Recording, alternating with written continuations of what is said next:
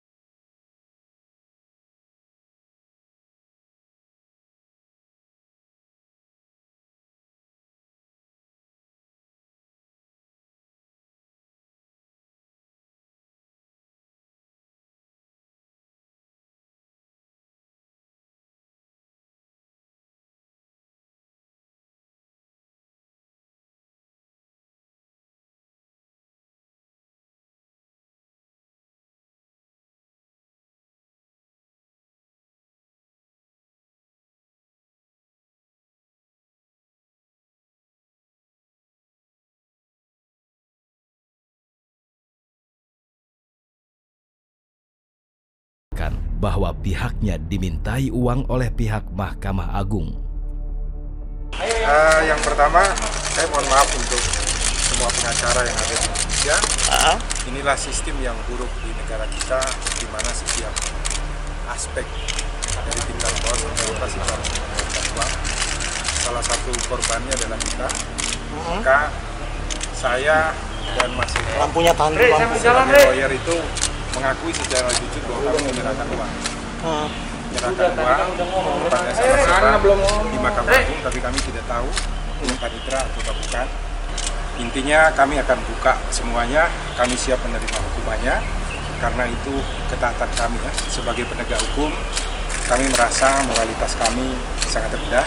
Kami bersedia untuk dihukum yang seberat-beratnya dan harapan kepada semua pengacara tidak mengulangi hal-hal seperti itu. Bang, yang Anda mau katakan bahwa Anda mengalami pemerasan demikian atau sebaliknya atau seperti apa? Memang awalnya ada permintaan atau niat awal itu dari siapa? Ada permintaan. Intinya ada permintaan. Artinya bahwa permintaan itu yang disampaikan Desi pada Anda atau langsung Pak Sudrajatnya? Hah? Gimana Pak? Oh bukan, saya tidak kenal sama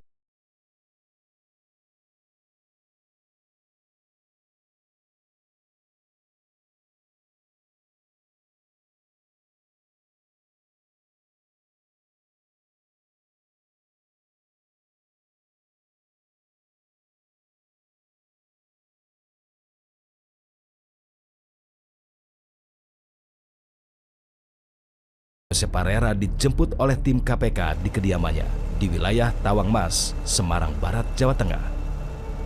Saat ini kita akan menuju ke Rumah Pancasila, ini yang berlokasi di wilayah Semarang, Jawa Tengah, yang menjadi lokasi penangkapan Yosep Parera. Ini merupakan pendiri Rumah Pancasila sekaligus seorang pengacara yang diduga memberikan suap terhadap Hakim Agung Mahkamah Agung berkaitan dengan pengusutan perkara di Mahkamah Agung. Kita akan coba lihat kondisinya di sana seperti apa, termasuk konstruksi kasusnya sebetulnya seperti apa sih? Kita akan coba temukan faktanya.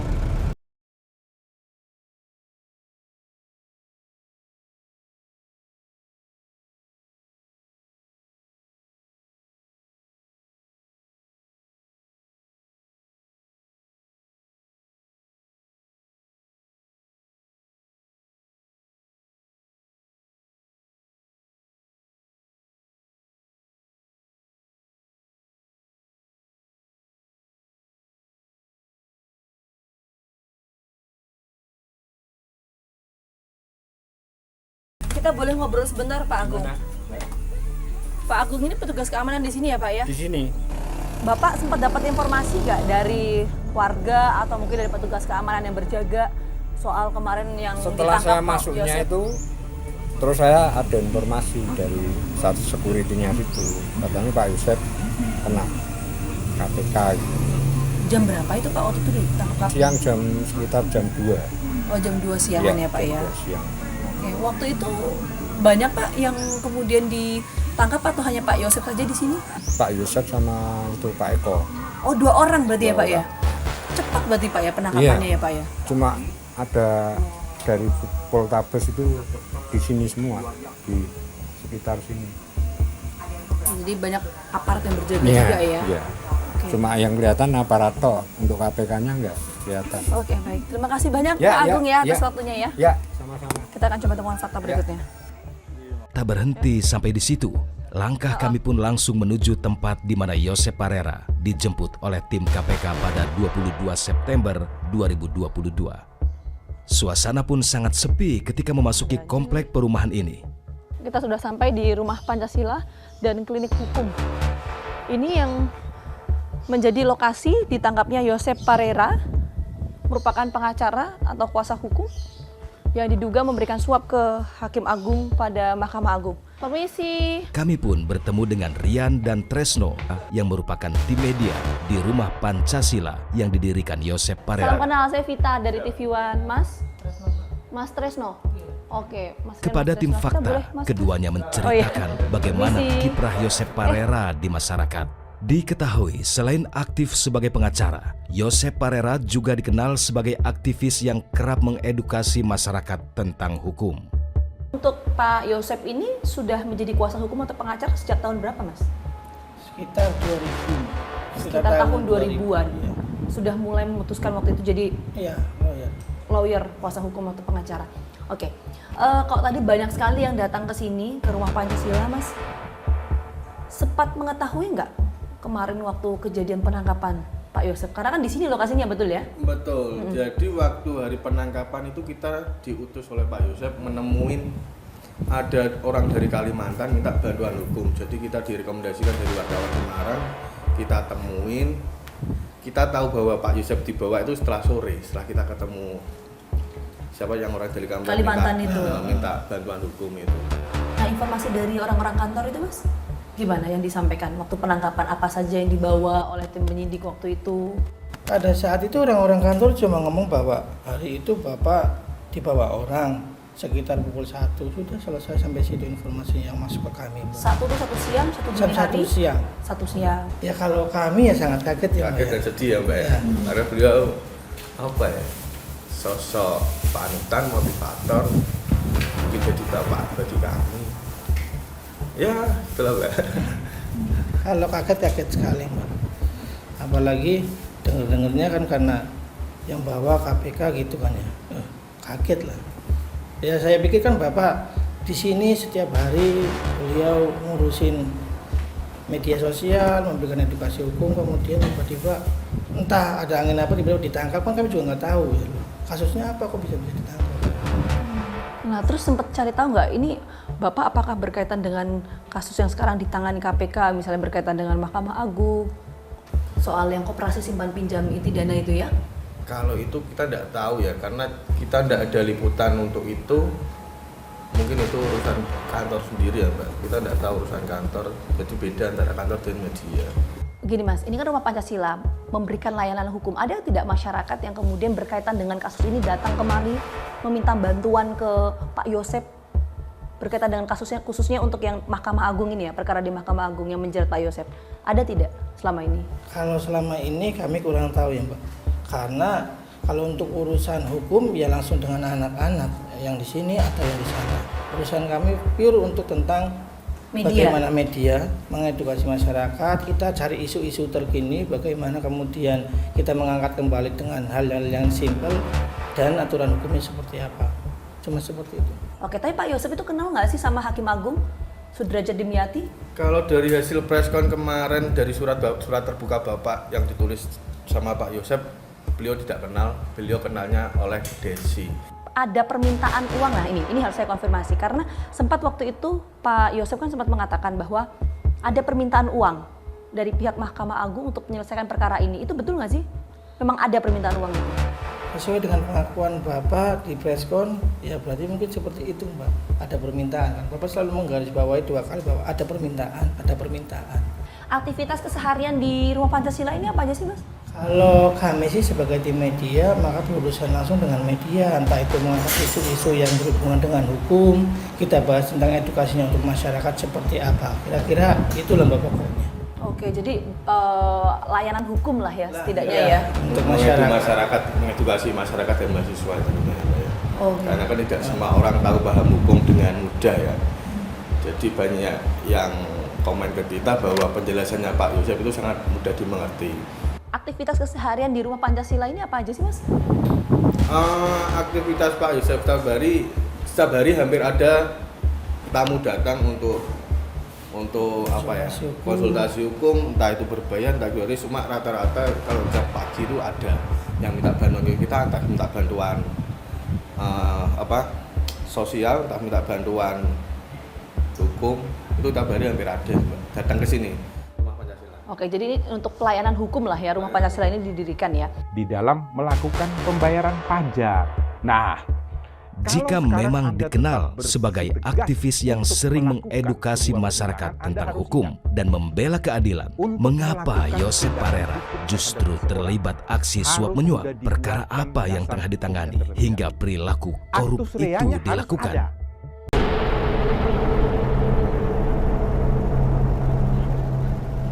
Penelusuran tim fakta berlanjut. Berdasarkan informasi awal, kasus suap menyuap ini diduga terkait dengan jual beli putusan dalam sengketa perdata Koperasi Simpan Pinjam atau KSP Inti Dana yang bermarkas di Semarang, Jawa Tengah. Diketahui KSP Inti Dana mengalami gagal bayar terhadap para nasabahnya. 10 orang dari sekian banyak nasabah kemudian meminta jasa hukum Yosep Parera untuk mewakili mereka dalam sengketa ini, dengan harapan Mahkamah Agung atau MA akan memutuskan bahwa KSP Inti Dana mengalami kepailitan. permohonan kepailitan ini diawali dengan proses pada tahun 2016 melalui PKPU yang disetujui oleh seluruh anggota Koperasi Inti Dana.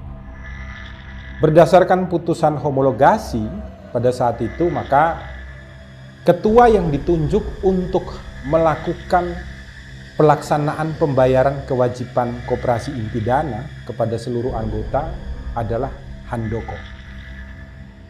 Tetapi kemudian diambil alih oleh seseorang dengan inisial BG. Dikuasai, karena memang pada saat itu Saudara Handoko ini berada di dalam tahanan lembaga permasyarakatan atas laporan yang dilakukan oleh klien saya berinisial T tentang penipuan cek yang dibayarkan senilai 16 miliar rupiah dan tidak bisa dicairkan. Dan si Handoko ini masuk menjalani pidana di dalam penjara.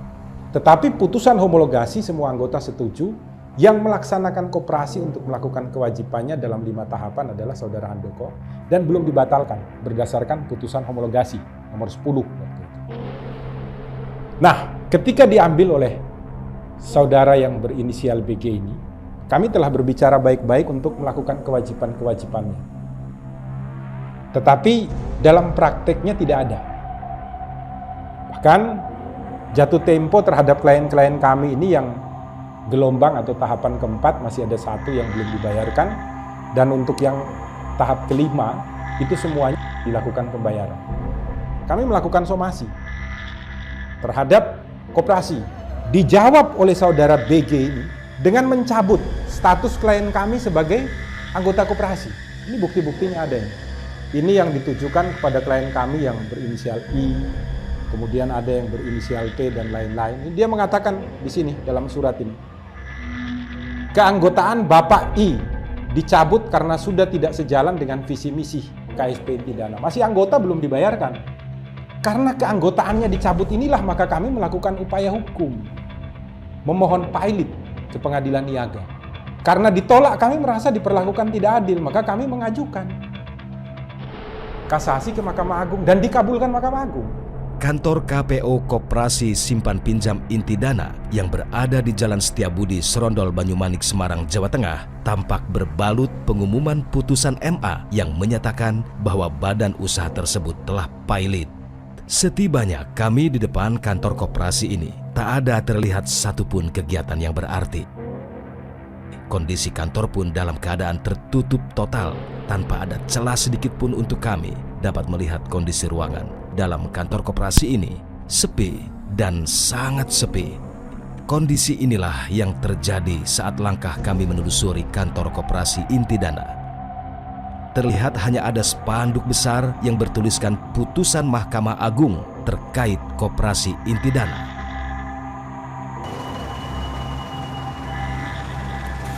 Kita akan lihat kondisi koperasi simpan pinjam Intidana yang mana ini menjadi cikal bakal atau awal mula terjadinya transaksi suap yang melibatkan Hakim Agung pada Mahkamah Agung. Nah, ini merupakan koperasi simpan pinjam Intidana, tertulis ya di sini ya.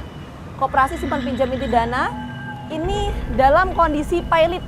Terlihat di sini ada banner warna kuning yang tertuliskan putusan Mahkamah Agung nomor 874 tanggal 31 Mei 2022, putusan Pengadilan Niaga pada Pengadilan Negeri Semarang. Koperasi simpan pinjam Intidana telah dinyatakan secara hukum berada dalam keadaan pailit dengan segala akibat hukumnya. Nah, dilihat dari banner berwarna kuning ini pemirsa, kalau kita melihat konstruksi kasus yang kemarin sempat dirilis oleh tim penyidik Komisi Pemberantasan Korupsi, memang menyebutkan bahwa tim dari Koperasi Simpan Pinjam Intidana melalui kuasa hukumnya, yaitu 2 orang, Josep Parera dan satu lagi yang bernama Eko, ini kemudian diduga menyuap pihak dari Mahkamah Agung untuk kemudian mengkondisikan agar Koperasi Simpan Pinjam Intidana ini dinyatakan pailit. Kenapa dipailitkan? Karena menurut keterangan yang disampaikan oleh Josep Parera, ini bahwa Koperasi Simpan Pinjam Intidana ini selama ini tidak membayarkan uang dari para nasabah. Karena memang sebelumnya sempat ada somasi yang dilayangkan oleh Josep Parera ke Koperasi Simpan Pinjam Intidana karena alasan yang sama, yaitu uang dari nasabah tidak bisa dikembalikan oleh Koperasi Simpan Pinjam. Kalau saya juga melihat di sini memang sudah tidak ada aktivitas ya. Ini tutup. Tidak ada aktivitas apapun. Sesuai ya dengan keterangan yang tercantum di banner ini yang mengatakan bahwa ini pailit. Tapi sebetulnya saya akan cari tahu dulu, kondisi ini sudah tidak ada karyawan, tutup ini sudah terjadi sejak kapan? Kita akan coba tanyakan ke beberapa orang yang ada di sekitar sini. Kami pun menelusuri sekitar kawasan ruko ini untuk mencari tahu apa yang sebenarnya terjadi dengan Koperasi Intidana. Dari Niken, tim fakta akhirnya mengetahui bagaimana para nasabah KSP Intidana kesulitan menarik uangnya kembali setelah sempat disimpan di koperasi tersebut. Seperti yang dialami oleh Hesti, ibunya. Bu Rini. Oh iya, salam kenal Bu, saya Vita dari TV One. Bu, Ibu sudah lama di sini, Bu? udah lama, tahun 2006. Tahun 2006. Bu, saya pengen tahu Bu, Ibu tahu koperasi simpan pinjam inti dana yang di sebelah itu? Ya setahu sudah tutup hampir sebulan ya. Oh sebulan, sudah sejak sebulan Bu ditutup? Oke, sebelumnya itu memang ada aktivitas apa aja sih Bu di sini Bu, di sebelah? Karena rukonya bersebelahan persis ya Bu ya? Tetapi kayaknya kalau yang simpan pinjam nggak di sini sih. Kalau yang saya tahu tuh ibu cuma nabung gitu kan karena deket, maksudnya kalau sama butuh uang kan ngambilnya deket. Oh, Mbak, boleh kita ngobrol sebentar Mbak, siapa namanya? Maaf jadi ganggu waktunya ya Mbak ya. Saya ini izin ya Bu ya, mau wawancara. Oh gitu, Mbak siapa Mbak namanya Mbak? Mbak Niken. Oke, Mbak Niken tuh jadi ibu Mbak Niken sempat nabung di koperasi simpan pinjam inti dana. Oh sejak kapan itu Mbak? Ya pas pertama kali buka itu kan dulu kan warungnya ibu kan di dekat situ. Dan niatnya kan karena mungkin apa tuh namanya dekat gitu, jadinya nabung di situ. Mbak, tadi kan Ibu bilang kalau pilotnya ini kan sudah sejak 1 bulan yang lalu ya? Iya.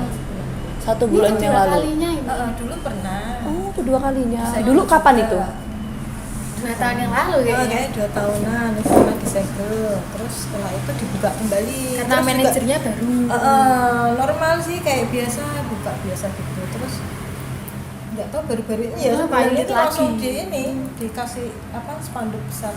Nah. Kita juga nggak ngerti. Oh, jadi intinya sudah 2 kali ya dinyatakan pilot ya, tapi waktu itu pilot terus tutup lagi, buka lagi, terus sekarang pilot. Itu sempat nggak Ibu Mbak Niken dapat pemberitahuan dari internal koperasinya? Nggak kasih tahu sama sekali?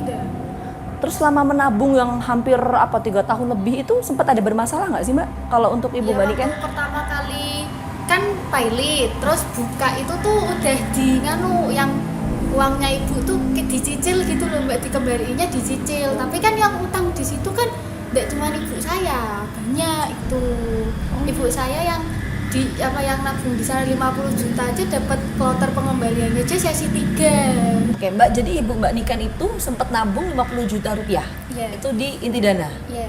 Oh, itu sejak kapan Mbak? Pertama kali buka itu. Tahun? Agak lupa. 4 tahun yang lalu, 3 tahun yang lalu? 4 tahunan lah kayaknya. 4 tahun.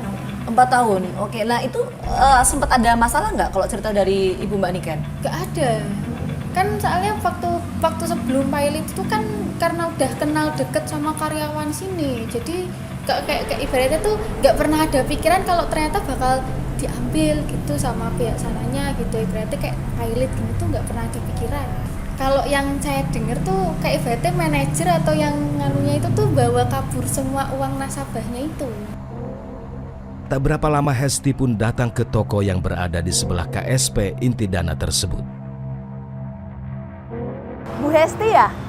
Ya, salam kenal Bu, saya Vita dari TV One. Tadi sempat kontak sama Mbak Niken. Iya. Bener ya? Mbak Niken ada di dalam. Nah itu. Mau ngobrol di dalam aja? Monggo.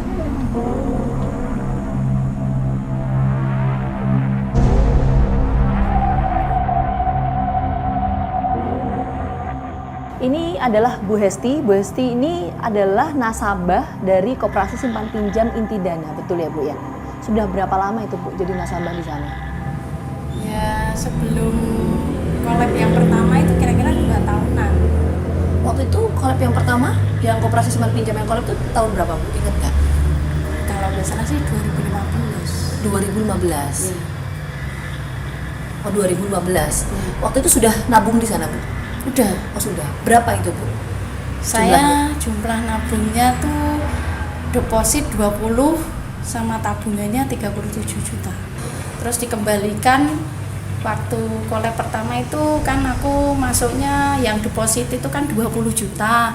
Jadi masuknya apa Mbak, kalau nyicil itu ada apa ya namanya ya? Carane kayak tahap-tahap gitu loh Mbak. Kalau yang 0 sampai 5 juta itu tahap pertama. Terus 5 sampai 10 tahap kedua lah. Saya kan 10 sampai 20. Masuknya tahap ketiga.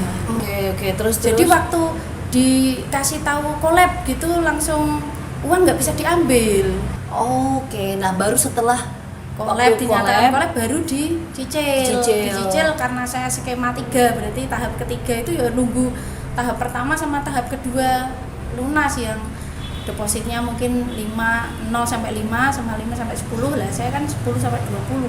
Lalu cicilannya berapa tuh Bu per bulannya? Waktu dulu pertama belum parah ini saya masih 900.000 ya, per bulan terus, gitu.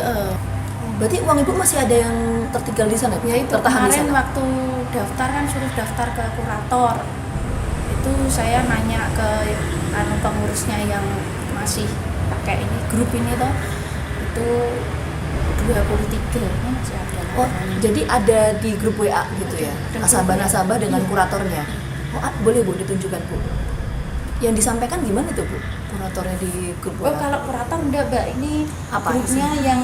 yang punya uang itu nanti diberitahu sama yang Pihak koperasinya? ya koperasinya gitu. Koperasinya sempat bilang apa Bu? Ini kan udah dinyatakan pilot ya Bu ya? Ya, lah itu tulisannya gitu ya Ha-ha. Mbak, saya kan nggak tahu, terus Iya. disuruh di grup ini ditulis kalau yang masih ada ini Mbak, anggota inti dana grup bersatu gitu Mbak. Nah ini tuh terus dikasih tahu banyak Mbak, pokoknya informasi nih kayak gini nih, saya juga cuma bisa baca ada aja, kalau kan kayak saya kan awam masalah kayak gini, jadi kalau ada pemberitahuan suruh ikut daftar ke sana ya aku melu ke sana. Intinya apa Bu yang ada di grup WA ini? Yang disampaikan nasabah? Ya ini baru aja, ini ada, ini katanya ketemu sama ini Bapak Mahfud, semoga suara kami dapat membantu ke arah yang baik. Pokoknya Jadi berharap inti dana tuh tidak dipilotkan, biar bisa mengembalikan uang ke kita. Soalnya kalau kayak anggota gini kalau dipilotkan kan, kalau yang sewu kayak saya uangnya tinggal sedikit katanya loh, kan jarang bisa ada keluar, mesti yang keluar yang nasabah yang besar-besar dulu, Ibu? karena pakai pengacara katanya kan. Ibu gitu. berapa Bu uang yang masih tertahan di inti dana? 23. 23 juta? Iya. Dari penuturan Hesti tampak jelas bahwa korban KSP inti dana bukan hanya dari masyarakat kalangan ekonomi atas. Banyak di antaranya berasal dari keluarga sederhana yang secara ekonomi serba pas-pasan. Tidak cukup jelas berapa jumlah korban koperasi simpan pinjam ini secara keseluruhan. Namun dari grup WhatsApp yang sempat diikuti Hesti, setidaknya ada 40 orang yang ada di dalam grup WhatsApp tersebut. Umumnya mereka hanya berharap uang mereka dapat segera dikembalikan.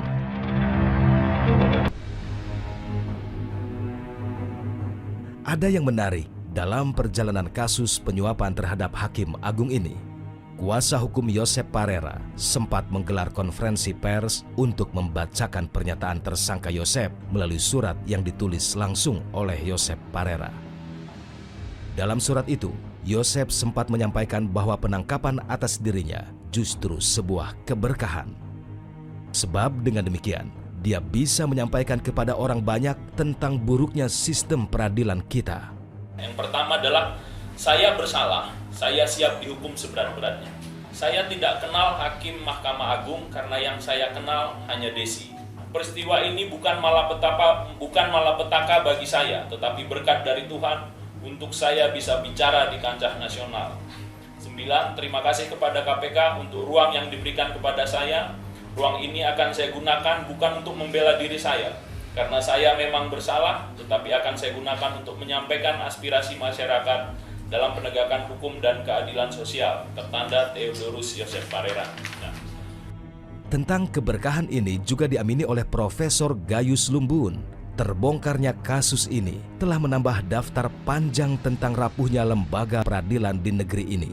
Untuk itu, momentum ini harus betul-betul dimanfaatkan demi memperbaiki keadaannya. Apa yang kemudian bisa kita tangkap dari peristiwa ini, Prof? Ya, saya menyebut sebagai blessing in disguise, ya, satu berkah yang terselubung. Walaupun kita sedih, kita prihatin, tapi ini satu momentum untuk kita bebenah, untuk kita merombak peradilan ini secara keseluruhan dari PN pengadilan negeri di awal di kabupaten kota, di provinsi bernama Pengadilan Tinggi atau PT, dan di Mahkamah Agung sebagai lembaga tertinggi dari peradilan. Sementara itu, KPK sendiri juga kerap merasa dilematis dalam menangani kasus-kasus yang menghantam lembaga peradilan. Sebab di satu sisi, marwah Mahkamah Agung harus terjaga sebagai benteng terakhir peradilan di negeri ini. Di sisi lain, ada perbuatan yang tidak bisa dibiarkan oleh KPK. Pak, kalau kita lihat dalam sejarahnya perjalanan KPK menangani kasus, apakah memang untuk kasus OTT dalam hal korupsi ya Pak ya, ini yang menjerat Hakim Agung ini hanya kali ini saja atau seperti apa? Karena kan banyak sekali Pak persepsi di luar sana bahwa ini catatan sejarah baru pertama kali dari pihak internal Mahkamah Agung ini dijerat OTT oleh KPK. Bagaimana jawaban Pak Gufron? Ya, sebagaimana kita ketahui ya, sejarah panjang peradilan kita itu sudah ditulis oleh Sebastian Pompe. Dia menulis tentang retaknya tembok mahkamah kami gitu ya. Pengungkapan oleh KPK mulai dari hakim-hakim, sekretaris di 2018 sudah tersangka sekretaris ya, sekjennya Mahkamah Agung, dan akhirnya puncaknya 2022 ini sampai ke Yang Mulia Hakim Agung. Terus terang bagi KPK itu sangat ironi dan menyedihkan. KPK sekali lagi dalam kedilemaan ya. Pertama, KPK menjaga harkat dan keluhuran Mahkamah Agung, tetapi di satu sisi ini sudah ada perbuatan yang manifest yang tidak bisa kami biarkan. Jadi kami harus sampaikan bahwa penangkapan ini sebagaimana kita harus mengamputasi kalau ternyata organ tubuh kita ada yang kanker, ada yang sakit yang kemudian harus diamputasi. Dan kami berharap sekali lagi kasus ini harus kemudian disadari untuk kemudian diperbaiki. Dan ini kami sadari bukan hanya beban Mahkamah Agung ya, tapi beban kita bersama. Ironis tentu, bagaimana bisa benteng terakhir dalam sistem peradilan di Indonesia terjerat dalam kasus suap?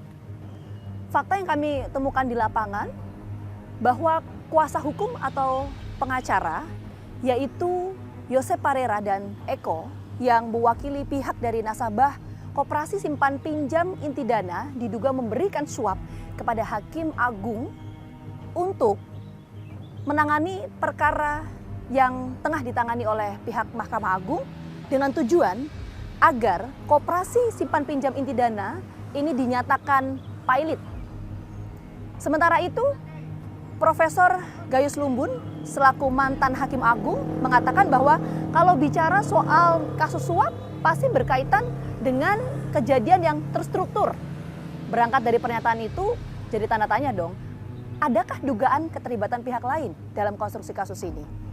Pihak dari Komisi Pemberantasan Korupsi mengatakan bahwa masih akan didalami ada atau tidaknya dugaan keterlibatan pihak lain.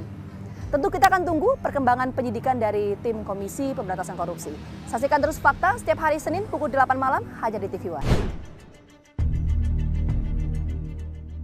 Perjalanan sengketa perdata Koperasi Simpan Pinjam atau KSP Inti Dana ini memang cukup berliku.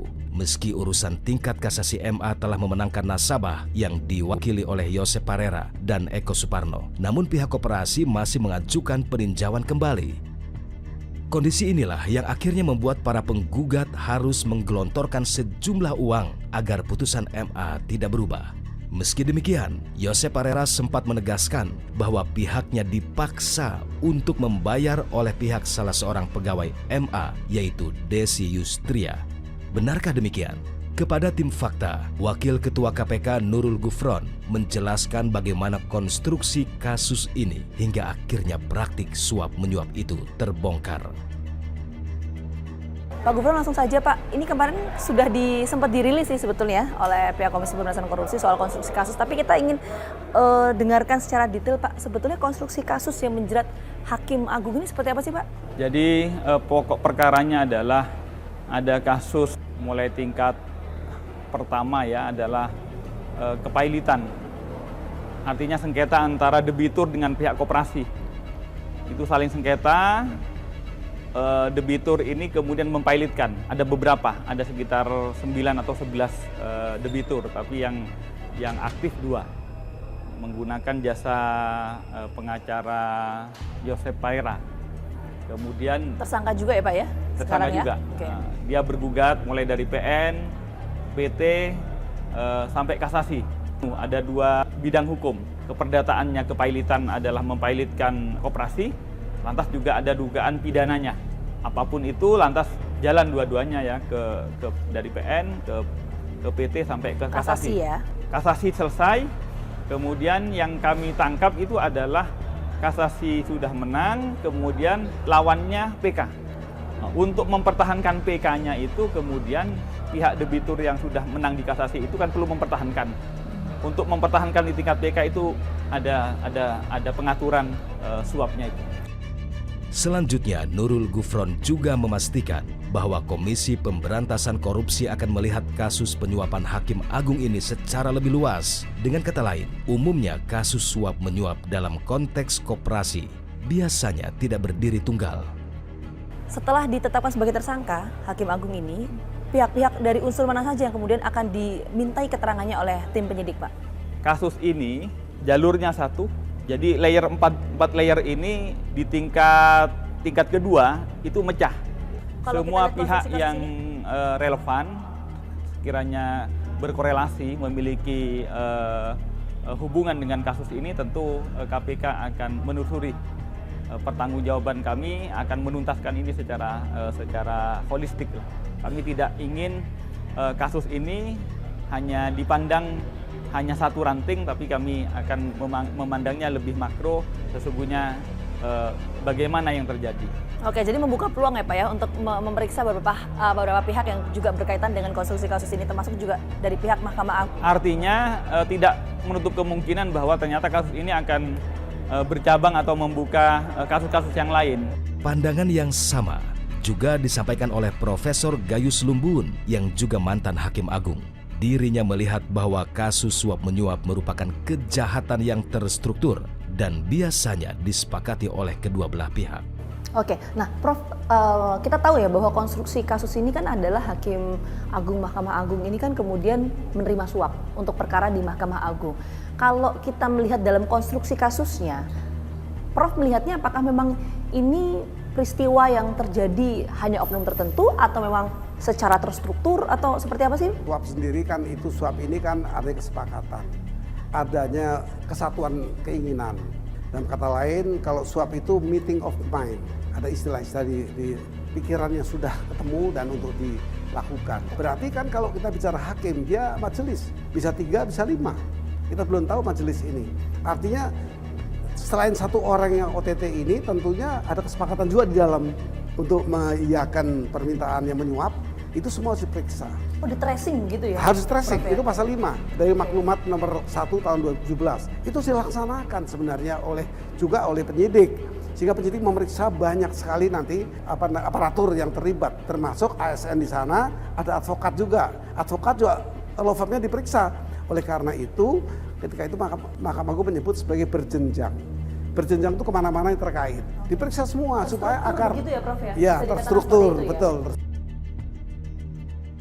Dengan demikian, akankah ada pihak lain di lingkungan Mahkamah Agung yang bakal menjadi tersangka baru di luar 10 orang yang telah ditetapkan sebagai tersangka?